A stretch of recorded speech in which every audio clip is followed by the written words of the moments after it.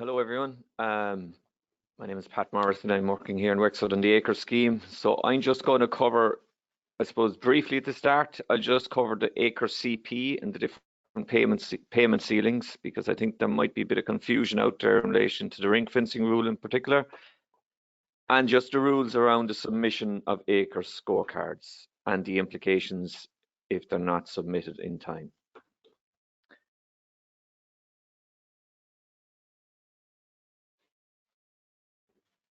So first of all, as regards payment ceilings in ACRES CP, as Aidan explained earlier, the overall payment ceiling is €52,500 for an ACRES CP applicant over the 5-year contract. Now, there is a multiplier for registered farm partnerships for up to 3 holdings, and that is set out in the terms and conditions of the scheme. So there's other payment ceilings. So the next payment ceiling is the core payment ceiling of €7,000 per annum. Now, the core payment includes all payments for general actions, which includes commonage, and all results-based payments. So within this €7,000 ceiling, there is another ceiling which applies to the ring fencing rule. Okay, so this was explained in the specifications and the terms and conditions of how that ring fencing calculation is done. And the funds available for general actions after applying the ring fencing rule is stated on each participant's approval letter. And this is the maximum that will be paid for general actions in each year of the contract, with the exception of conservation of rare breeds, which isn't limited by the ring fencing rule, but would be constrained by the overall €7,000 maximum. So this is just a snippet from an approval letter. So as you can see, the ring fencing rule has been applied and shows that a sum of €4,552 is available for payment for general actions for this participant. Now, this is shown in 2 places on the letter. As you can see, I have them circled in red. So that's it on the ceilings. So now I'm just going to go through the scorecards. So as Caroline outlined earlier, there's 10 ACRES scorecards. So 2 of these scorecards are used for the LIG and low input peat grassland scorecards. So any farmer who's applied for low input grassland, they will have to submit a grassland scorecard for that field.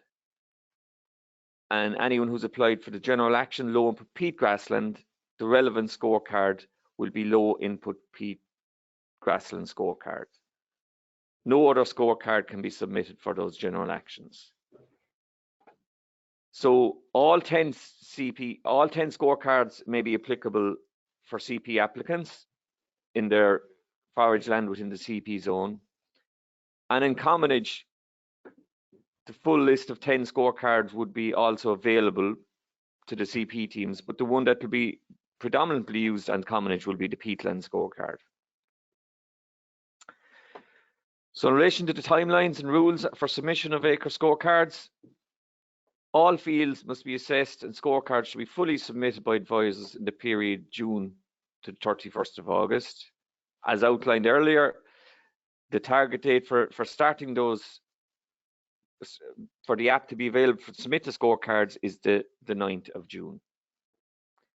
Once the first scorecard is initiated for an ACRES participant, all non-commonage results-based scorecards for that participant must be fully submitted within 14 days to avoid a penalty.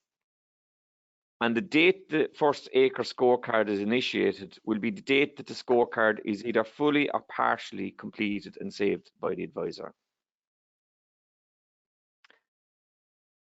These timelines apply to all non-commonage results-based scorecards.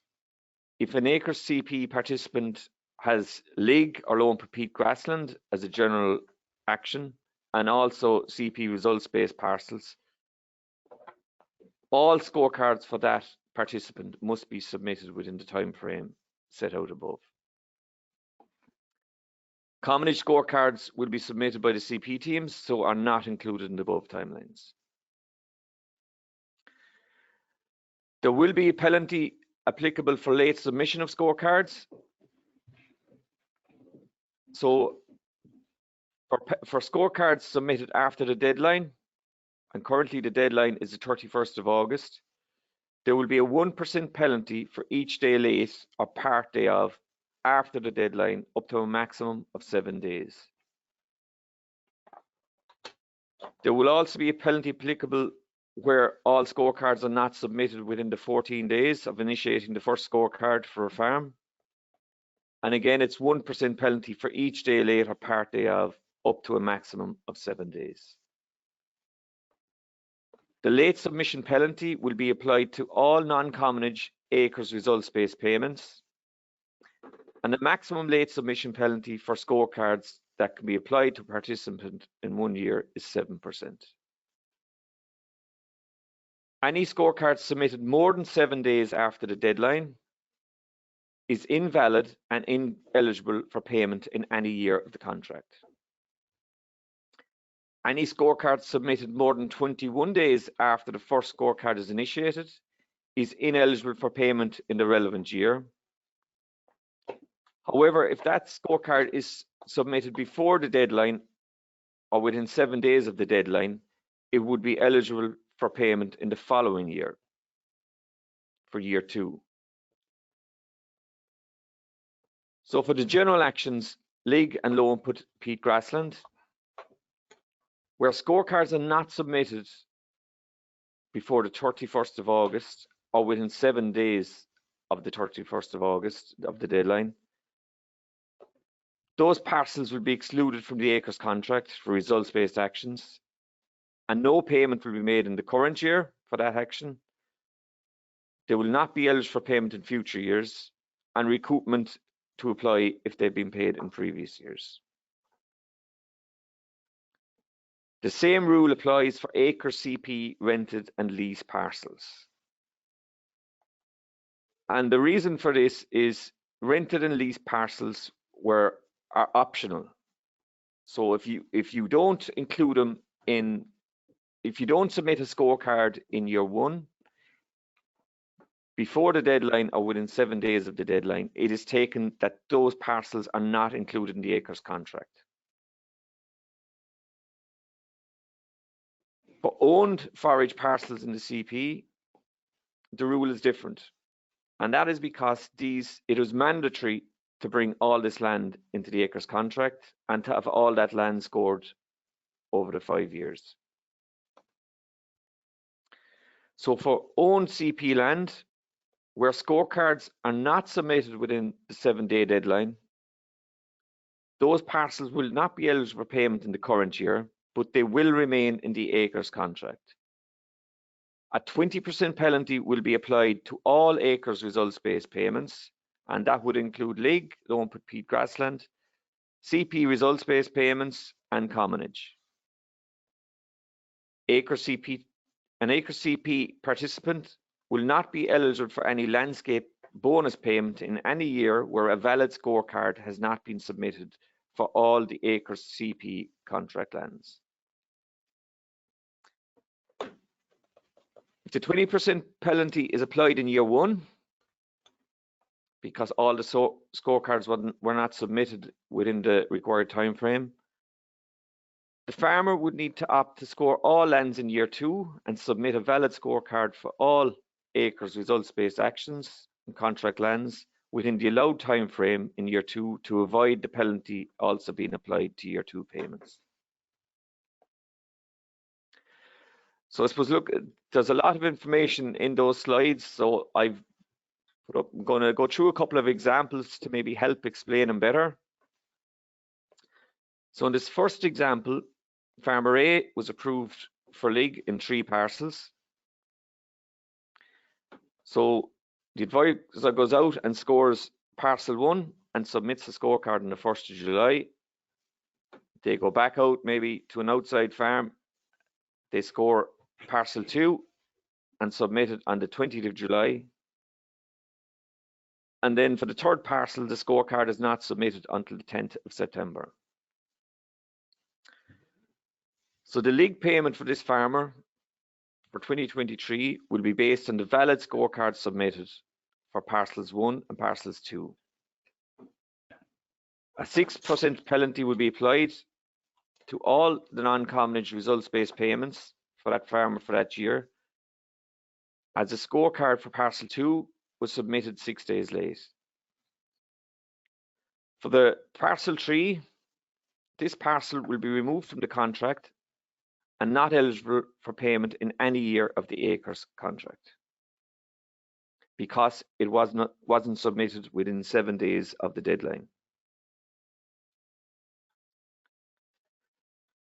In the next example, farmer B has 4 CP owned parcels and 20 hectares of commonage. So CP owned parcels 1, 2 and 3, the scorecard is submitted on the 20th of July. So they're all submitted on the same day. They're all valid scorecards because they're in before the deadline. Parcel 4, the scorecard is submitted on the 10th of September. So that scorecard is deemed invalid, as it's not submitted within the 7 days of the deadline. So the 2023 results-based payment will be calculated for the CP parcels 1, 2 and 3 and the 20 hectares of commonage at the relevant payment rates. A 20% penalty will be applied to the total ACRES results-based payments,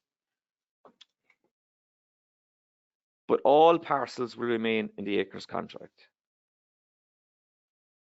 If no scorecard is submitted in year 2, the 20% penalty is also applied to the year 2 results-based payments.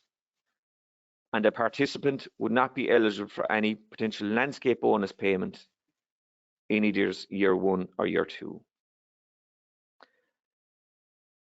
So if that farmer opted in year 2 to get all their land scored, and they submit valid scorecards for all their parcels in year 2, then they would avoid that 20% penalty, and they would be eligible for a potential landscape bonus payment in year 2.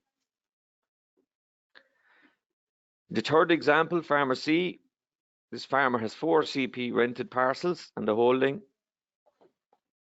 CP rented parcels 1, 2 and 3. A scorecard is submitted on the 20th of July, so they're all valid scorecards and there's no late submission penalty. Parcel 4, the scorecard submitted on the 10th of September. This scorecard is deemed invalid because it's not within the 7 days of the deadline. So the 2023 results-based payment is calculated for CP parcels 1, 2 and 3 based on the scorecards submitted. And parcel 4 is not included in the ACRES contract and will not be eligible for results-based payments in any year of the ACRES contract. So I suppose the key messages are to start scoring the land as early as possible once the app becomes available. And once you start scoring parcels for a participant, submit all scorecards fully and by the deadline. Fully within 14 days and by the deadline. So to ensure that all scorecards are fully submitted, advisors should go onto the GLAM home screen, as Oisin's video has outlined, to check the status of the scorecards to ensure they've been fully submitted. I would advise advisors also to check the approval letter or the 2022 BPS to check the ownership status of the CP parcels, as all the owned parcels are mandatory. And there is, I suppose, big implications for the farmer if all the owned CP parcels have not been scored and scorecards submitted. So for LIG, Low and Peat Grassland and CP rented leased lands where scorecards are submitted more than 7 days after the deadline, they will not be valid, and those parcels will never be eligible for results-based payments in ACRES. And again, CP owned land is treated differently, as it's mandatory to score this land. and this land will remain in the ACRES contract. That's it, thank you, and I'll pass back to John, and I think we can go through a few questions maybe.